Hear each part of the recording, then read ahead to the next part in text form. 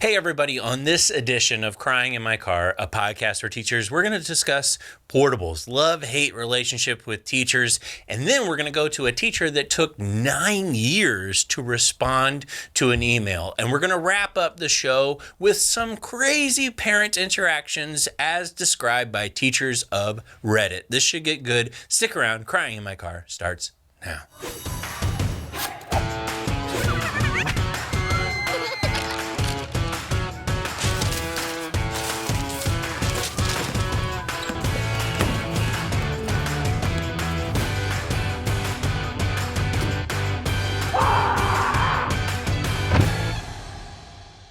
Hey everybody, welcome to Crying in My Car, a podcast for teachers. We're back, and my name is Devin Siebold. Got my good buddy, Mr. James Yan here, and we are hopefully helping you through the school year.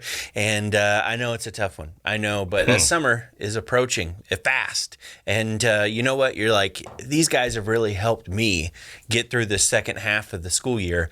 I need to help them somehow. Well, you can. Patreon.com/cryinginmycar. $5 to support the podcast. That's it. $5. And we want to give a special shout out to our new Patreon members. We have Stacy F., Carrie O, and Carmen I. Carmen has been a big supporter. She's been sharing every week. She tags me, tags you, shares, and always puts a lot of conversation out there about the podcast. So I know she listens passionately. So thank you, Carmen. And thank you to all you out there that support, not only without money, but by sharing. You know, we love you guys sharing the podcast and supporting. And I wanted to give a special shout out as well. Okay. To our longtime Patreon members, people that have stuck it out through thick and thin. Shayna, Angela, Misty, Alexis, Shelly, Scott, that's just to name a few.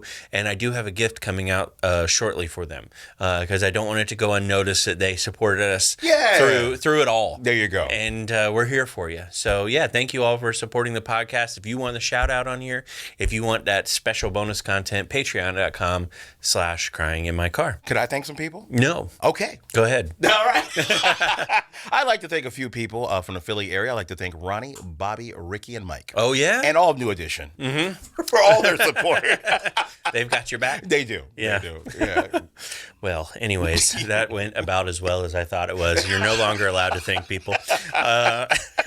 So you should have said no. I know. I want to talk today about a topic that I don't think has been discussed on any of the podcasts, the teacher podcasts anyways. Okay. And it may not be as relatable to everybody, especially outside of Florida. Okay. But we have something here that just reigns supreme at all of our schools. It has been around since the dawn of time. Oh, wow. Instead of expanding our schools, we decide to create a city outside of the school in something called a portable. Yes. Now, other schools, they just, maybe build bigger schools, build new schools. Devin, shut your mouth. But in Florida, we're like, you know what? It's 107 average temperature in August. We want to give the children a thin sheet of aluminum protection from the elements by placing them outside where they have to walk. By the way, every single portable scenario, you have to walk through dirt. And this is the thing. They could just come in and just drop the portable on the grass, but they literally will clear it out and they're like, mud. We need more mud. That mud and rocks and anything and gravel. And so the kids, it'll be raining and they run through and they come up the portable stairs. And you can hear it, by the way. If you've ever been in a portable, you can hear a student approaching 17 minutes before they get to the door. Correct. Because it's doom, doom, doom, doom, doom, doom, doom, doom, doom, doom, doom, doom, doom, doom, doom, doom, doom, doom. Ding, ding, ding, ding. That was so it's so funny. That's so accurate. Yeah, it's so funny because I don't even know why they knock. We know you're here. We heard that you were here when you entered the ramp 17 minutes ago. Yes. But the portables, man, I've been in the portables. I know teachers that have been in the portables. There's advantages to portables, no advantage to portables. We were the first class for them back in the day. And here's the great part about portables. They sell this every single time. This is a temporary fix for the problem that we have with overcrowding. Portables have been around for 25 years. You know what's funny? They'll tell you it's a temporary fix. And the first time you enter the portable, you see the previous teacher's name and like etches on the wall like they've been in jail. and you're like, were they in here 17 years? Yeah. You know, and it's like, yeah, they were. These portables. And you ever see, it's funny, you ever see the portable going down the highway and they're like dragging it and you're like looking at it going, please be going to the landfill. Like this, there's no way that one has life left in it. It does. There's no way. It's called refurbishment. Yeah. Now, we hooked up all of our portables, but declined to hook up the toilets.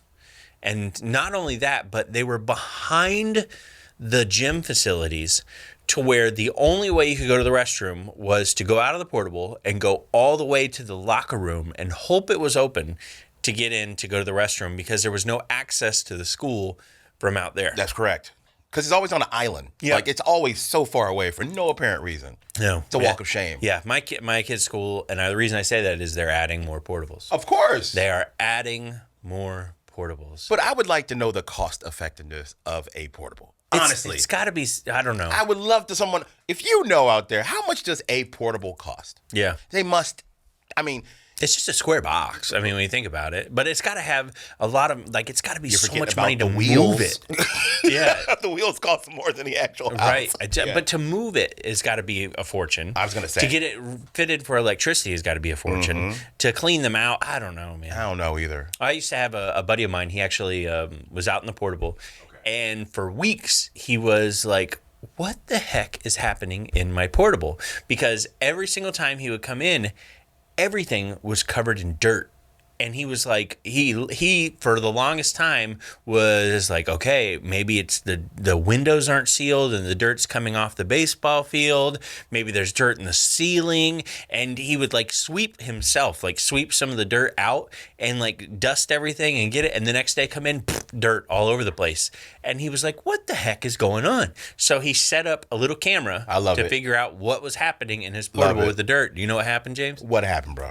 We had a janitor that apparently was well ahead of the curve and decided that he wasn't going to sweep the portables out there. He was going to use a leaf blower. So he would come in and just go and just go, he'd open both doors and go from one door to the next. Now, from the time he entered the first door to the second door, I think probably a tablespoon of dirt actually made it out the door. Sorry. No, I got to give him, points for ingenuity, Yeah. He tried. But how much time are you saving? And plus the cost of the gasoline to fill this thing, and I don't know, man. That's funny, man. And plus, it's gas. It's gas. You're in an enclosed place. And I mean, I don't know. I laughed so hard when he told me that. And I thought portables had gone away because, it's been quite some time since my kids were in school. But you tell me, no, they're here to stay. James. Yep. I had my son was in a portable. This year, they're fortunate both of them are inside, but they've all been in portables. Every single school my kids have ever been at, portables. Every single school I've ever taught at, portables. So let me ask you this, because you were a teacher at a school with portables. Do you draw the short stick if you're the teacher that gets a portable? Yes and no. Okay. You don't like the portables because you really lose a lot of the. I don't know. You lose a lot of it being a classroom. To me, because it's not. Yeah, it felt like we were stationed somewhere. Like we're in the Arctic Circle. We have to do research. I've never heard it described as that, but it's so accurate. Yeah. That is so right. But with portables, you also gain the advantage of knowing when the principal was going to come and evaluate you. True. Because you could see them coming, and then you could hear doom, doom, doom, doom, doom, doom. You're like, all right, it's like a production, a stage play. All right, people, places. Yeah. And everybody sits down. And I mean, that was one of the rare advantages of it. But we didn't have a restroom that worked in ours. That's okay. That's going to be the part that's going to really get you. You're not close to a bathroom, but you were closer to the parking lot, right? Like at the end of the day. No, neither of them. Yeah. Okay. And AC would break pretty frequently, and so when the AC would break, you couldn't just open your door and let like cool air from the hallway in, or even like a lot of the windows didn't really work. Like it wasn't. No. It was not very. But I will say it was funny to me, always hysterical to me, because we had to participate in the fire drills. And literally, like, there's a massive building, and it goes beep, beep, beep. And then we just evacuate our portable. I'm like, I think we would know if this portable was on fire. You would You know? immediately because And we it's just so stand small. outside of it, and we're like, I guess we're participating. Okay, so there it is. And what's funny too is the school that I taught at when I taught middle school. I taught 3 years in middle school. 2 of the 3 years I was in a portable. Okay. That it was a big portable city that they built. It was. Big portable city. And they were like, we're building a new building. This is just temporary. And we could see the construction. Okay. And the construction got completed. And it turns out that about 40% of the new building was admin offices. Okay. And they kept the portables. There you go. We spent millions of dollars building a new building. And they literally just moved the admin over. And I'm sure the principal took you guys, hey guys, look at it. It's beautiful, right? Look at it. Your AC's out? That's weird. Hey, come to my cold office for a second. We'll talk about it. What is this set to? Tundra. Feels good. It was, that was frustrating. God bless you guys. Man. I like when I hear stories about teaching and what you guys went through, about what you didn't have as far as resources. It sounds like I'm hearing a story from a third world country, and Sally Struthers is going to come on for just 30 cents a day. You can feed these teachers. Yep. Yeah. But see, sometimes I wonder too if portables are a better option, because I have been in schools where they were like built in 1903. Wow. And they're like so old that there's no insulation. You're like, well, a portable would have better insulation, at least better plumbing, better wiring, and so sometimes I wonder if it's the better option, but That's I'd a love to hear great from you. barometer, though. Yeah. If your portable's better than the actual school itself, probably time to build a new school. Probably time. Yeah. If you are in a portable, I'd love to hear your thoughts. Do you love it? Is it your safe place, or is there just no upside to portables whatsoever? Because honestly, I can see both sides of this argument. So, are you ready for the teachers in the news, James? I'm always ready for the teachers in the news. Teachers in the news. We have a story out of Ann Arbor, Michigan. By the way, I love Ann Arbor, Michigan. And I've actually said to myself, I think it's one of the top 5 cities that I would move to. Ooh, okay. Yeah, because I think it's a beautiful city. I would like to maybe check it out a little bit more. You could deal with winter. I love winter, yeah. Oh, my gosh. Yeah, I love winter. We differ, my friend. Yeah. Nah. Ann Arbor, Michigan.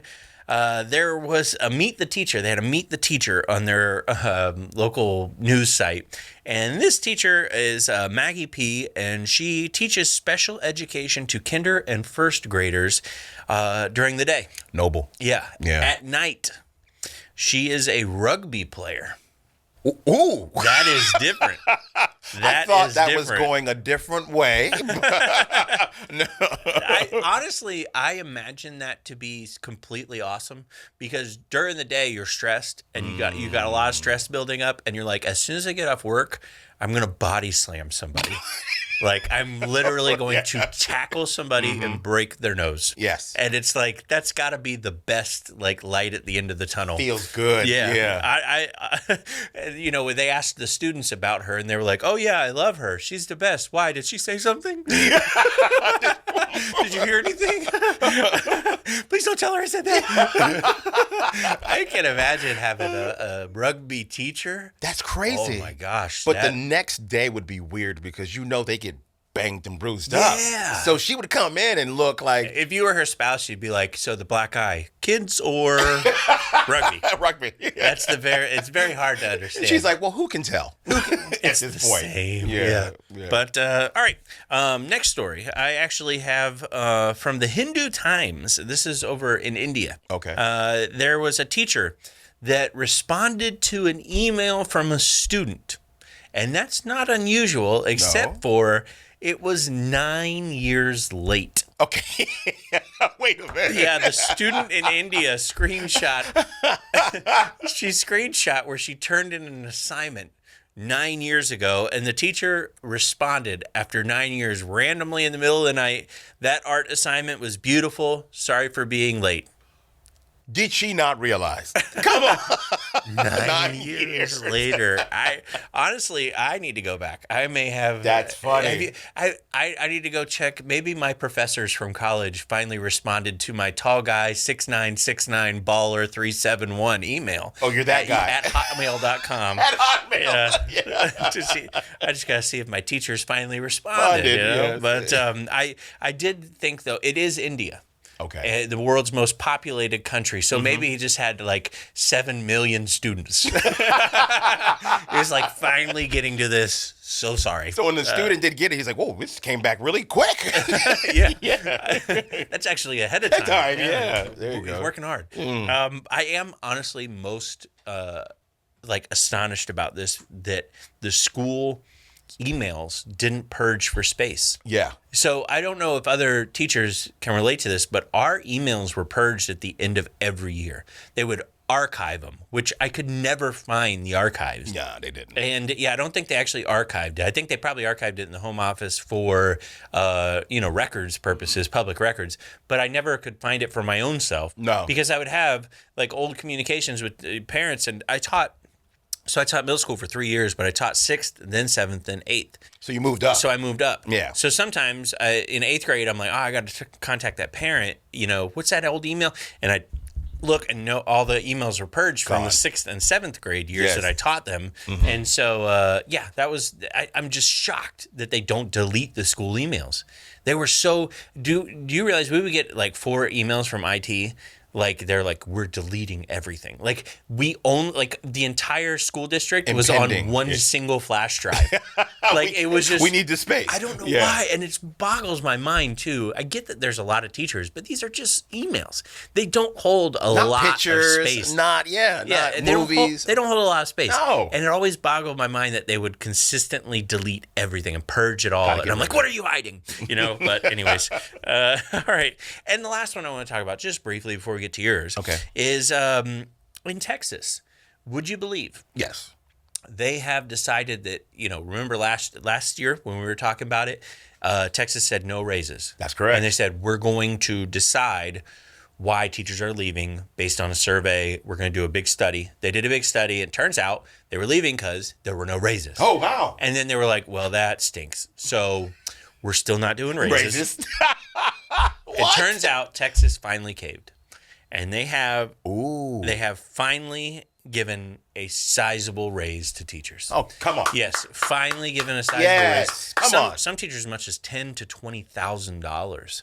Now, unfortunately, I hate saying some teachers as much as it should be all teachers. Okay, tell me. They are doing an incentive allotment. If you teach at a high need school, if you get good test scores, there's even ones where you can enter into, and I'm sitting there, I'm reading it, and I'm like, why do we have so many, not even hoops, flaming hoops that you make teachers jump through? Where there were schools that apparently you had to enter in to get the allotment for the extra money based upon how good of a teacher you were. Got it. But you couldn't enter it. You couldn't enter it as a teacher. Your school had to enter you. And there were schools that missed deadlines and had potential teachers, and they missed the deadlines, and the teachers weren't eligible. And you're like, what are you? Can we just give a raise across the board and make it easy? Yeah. Yeah. And a substantial living increase, Yes. give them a livable wage across the board, but there's always stipulations, always hoops. Yeah. And the hoops are so unattainable. That's why people used to get so mad online, and I would always have to chime in because they would go, student loan forgiveness shouldn't be a thing. And I'm like, okay, but it is a thing. I get it. And they're like, but now they're just giving it to anybody. And I go, you don't realize student loan forgiveness was a thing when I first started teaching. Mm-hmm. They were like, look, we will forgive $7,500 of your student loans if you do this amount of years. We did that amount of years in the schools that they wanted us to do it in. I was in Title I schools. And then we applied, and I had to apply 3 times. Yeah. Because they kept denying it. And I told this on another podcast. They denied me because my principal put a dash on the date instead of the slash, remember? Yes. That's across the board. There were so many people. They put all these barriers in so that they can find a way to not pay you out. Which is devious, by the way. Yeah. Come on, that's backhanded. So that's why Yeah. I applaud Texas. There's some teachers that are definitely going to benefit from this. Good for you guys. But also, can we just give a blanket salary increase for once? Please. All right. James, you have a little bit of news here, don't you? I don't know if you guys have heard this, and I know, Devin, you have, but Big T is in office, and he's coming in swinging, making a lot of changes right away. Okay. And one of the things that he did was they sent out a Dear Colleague letter.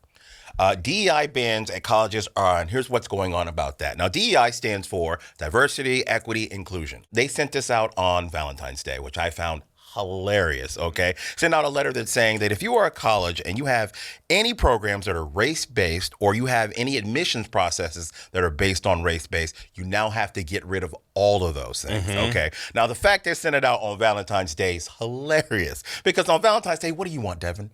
You want a romance. Yeah. A little kiss, right? Well, they were telling you basically you can kiss your DEI programs goodbye. Here's why I bring it up and how I think it's important for parents, because I represent the parent on the show.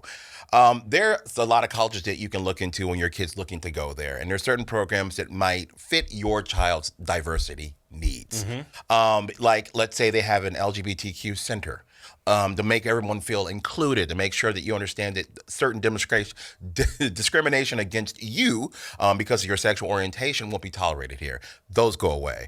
Certain verbiage that they used to use on websites for universities to get people to go to, like the word inclusion or diversity, have to be completely removed. Certain groups, because DEI, a lot of people think it just has to do with race, but it doesn't. It also has to do with gender. There are certain groups that say like a woman's group or a men's group that now have to be changed as well. Yeah. So a lot of things are going to be changing, but here's the confusing part.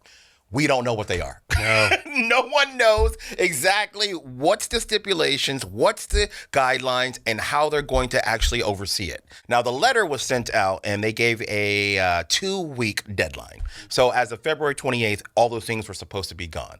But they didn't tell you how to do it, and they said more information to come. Guess what, Devin? No information came. Yeah. None. All right. Well, they fired the guy that sends out the email. Yeah. They're like, dang it. We needed that. That guy, yeah. So right now, there's not a lot of information about what's actually going to be happening or if they're going to lose their state funding, because that's what's the actual threat is. If you do not comply with getting rid of these certain programs and the way that you allow kids to be admitted into your college, we're going to actually take away your federal funding, which is a big deal because that's how most of these schools are barely getting by right now. So this DEI thing, Yes. I mean, it's a dirty word, They Now say, it's a dirty word. DEI. Yeah. But when I went to college, luckily I went to Flagler College in St. Augustine. Beautiful college. I remember filling out the application for that place, and I remember specifically the dorm rooms. So in the dorm room, it said, tell us everything about you, what your skin color is, what your preferences are, what you enjoy in terms of outside this and outside that. And it wasn't to discriminate. No. It was literally to create the most diverse community. Absolutely. And when I tell you the people they put me with and those were exact opposites. Yes. And I go, oh, who are you? And it'd be like, oh, I'm this person. And it's like, oh, okay. And I learned so much about their lives. Absolutely. And their culture. Absolutely. And the things that they did. And you created a really diverse atmosphere, but people have this idea that college works best when it's the best and the brightest. And I disagree with that. No, I agree. The smartest person in the room is not necessarily the most artistic person in the room. The smartest person in the room is not necessarily the person that's most passionate. You can be intelligent, very intelligent. Correct. But not passionate about psychology, not passionate about education. Yes. You can, and so when you are just limiting it to test scores and going, oh, the playing field's even, you're also creating an environment that does not basically does not encourage learning about cultures and anything society. different than yourself. Exactly right. College was much more to me beyond what I learned in the book. as it was what I learned about being a member of a community. Absolutely. And so, I mean, I just, yeah. I don't understand it. For me, that college experience where I got to interact with so many different cultures and me being in a biracial relationship, it's what makes that term true. I became a well-rounded person. Yep. Just I had seen what I had seen my entire life until I got to that point where I got to do other things and interact with different people. That's the most beautiful part about being in America, in my humble opinion. Oh, yeah, absolutely. Yeah. So I know there's a lot of schools out there scrambling right now. They've taken their websites down because it said diversity. Yeah. It said inclusion. How crazy is that? But there's more to come of this. And parents, honestly, look at the universities that your child may go in, especially if you fall into one of those groups, you may want to rethink. Mm-hmm. Yeah. Yeah, that's honestly. true. Yep. You're right. Yeah.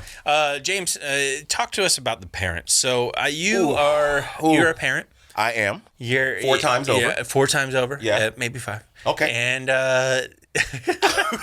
yeah. And you have encountered some crazy parents in your day. I have. I definitely have. As a parent myself, I have literally encountered some of the craziest parents.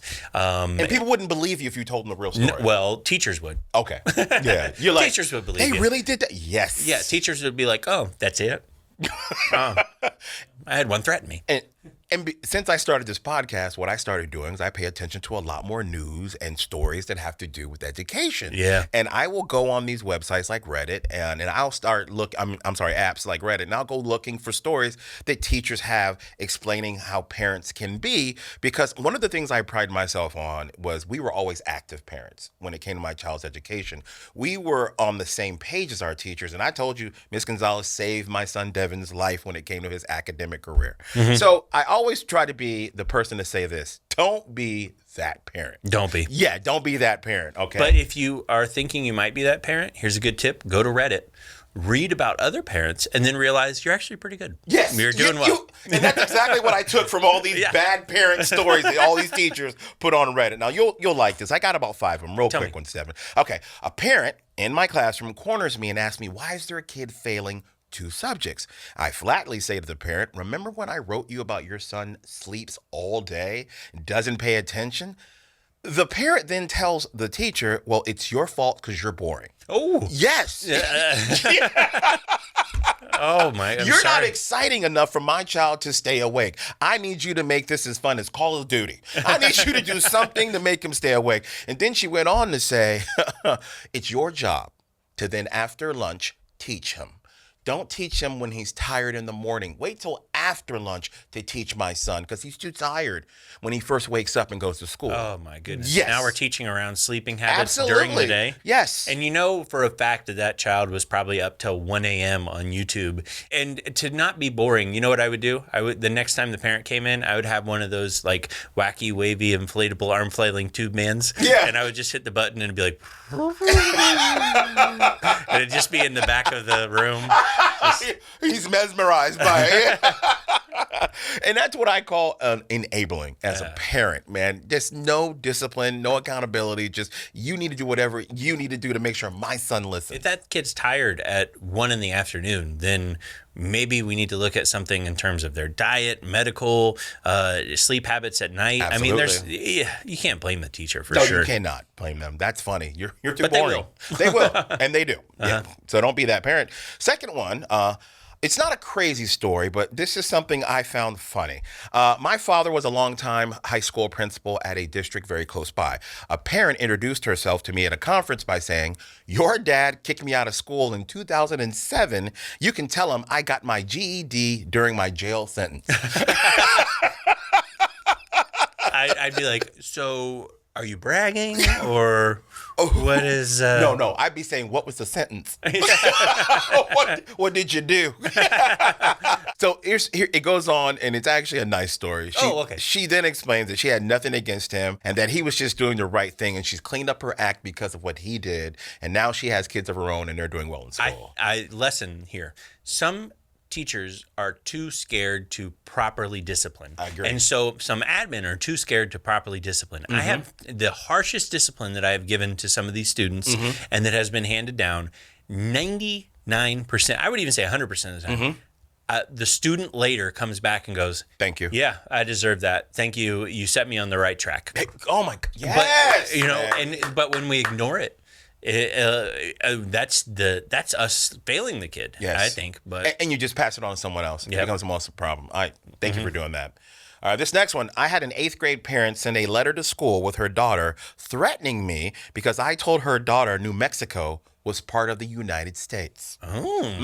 She even sent in a photocopied map of North America on which she pre-Louisiana Purchase. She sent in a photocopied map of North America. She circled Canada, then she circled Alaska and circled Mexico and wrote outside the U.S. I'm not making this up, Devin. Yeah. You know what? Yeah. Yeah. What is She would have to see me outside the classroom because that is unbelievable. It is. And it went on. They had a parent-teacher conference, and the teacher brought the principal in just to see if she can have someone mediate. Mm-hmm. And the principal spent 30 minutes trying to explain where New Mexico was on the map. And no luck. She wasn't buying it. No. The sad part is she was from Arizona. It's like, it's right there. It's just right there. Okay. Now, here's something I bet you've been through. This teacher had a pair of absolutely nutty divorced parents that she had to deal with at the same time. Yes. Now, the dad called me once to try to get me to remind the kid to remember to take their tech from their mom's house. Otherwise, they would not be able to log on and do any of their assignments because he refused to let the kid go to mom's house to pick up their stuff during his week because that's his time. It gets worse, Devin. Well, I can relate a little bit to this, but go ahead. The mom and dad lived at the same duplex. Oh, no. He lived one flight up. And they wouldn't even talk to each other? No! Oh, my God. If you leave it in mom's house, which is in the same building, I'm not letting you go get it. It's my time. Unbelievable. There's some that take it way too serious. Yes. But I have unfortunately been the middle person where I have to put the teacher in the middle. I'm like, look, come to me. It's a weird thing when I go to teachers and I go, I'm the primary custody parent. Yeah. And they're like, you are? I'm like, yes, the father is. And they're like, oh, yeah. okay. we never heard of that. Because I literally have sat in like doctor's appointments and they will not look at me. The doctor's like, I'm not talking to dad. And I'm like, I'm actually the one you're supposed to talk to. Exactly and right. And that same thing with parent-teacher conferences. They don't look at me. And I'm like, I'm the one handling this. Look at me. Yes. Please. Yes. Because in our society, more than not, most of the time it's the mom if they're divorced who has custody. So they assume, you're here for moral support. Right. But I must be frustrating for you. Yeah, it can be. We got one last one for you, Devin. All right. First year at a new school, 8th grade teaching. I was in band, all right? That's what I taught, band. I'm a first-year teacher. Now, the former teacher left mid-year, then I took over. Now, behavior in this classroom was abysmal. I mean, people would not stop talking. They're touching stuff, arguing. Full dysfunctional classroom. So right? Normal classroom, 2025, yes. Absolutely. Now, here's the problem. I mentioned that we needed to change the culture of the room from what can I do to get in trouble today to how can we come together as a band and make music, right? Seems like a good message. But then on concert night, a dad cornered her, got mad, and said she was racist because she said she wanted to change culture. The culture of the room. I knew exactly where that was going because some people just latch on to keywords. Buzzwords. And they don't understand the context At of all. it. Yeah. At all. So I'm like, how dare you, ma'am? Yeah. How dare you try to change the culture? Yeah. So in closing, parents, don't be that parent. Yes, I agree. All right. Now, hopefully we got some good laughs out of this. And also, don't forget, subscribe to us. If you're on YouTube and you're like, I don't even feel like sharing, guess what? Right now, right above our picture, there's a subscribe button. Hit subscribe on YouTube and share it, please. Let people know. And check us out, patreon.com/cryingonmycar. James, how can people find you? You can find me on Facebook and Instagram under James Yan Comedian. And you can also find me on TikTok. It's still here. Nice. And I do speaking in schools. My calendar is almost full, but if you got a few dates you want me to look at, teachersneedlaughter.com. And don't forget, I'm also on the Board Teachers Comedy Tour. Now, the Board Teachers Comedy Tour, normally right now I am reading some of the dates, but we have not quite announced some of the dates yet. So I can't read them because I don't know when they're going to announce them, but I will tell you this. There's a good day, mate, that's coming just around the corner. Yes. And we are also maybe heading up to the land of Sorry. Sorry. We're heading up to the land of Sorry. And maybe a little hee-haw in the good old Lone Star State, if you know what I mean. So hopefully that'll give you some ideas about where you can catch us, boardteacherscomedy.com. Thank you all for tuning in. We'll be back next week with a brand new Crying in My Car podcast for teachers.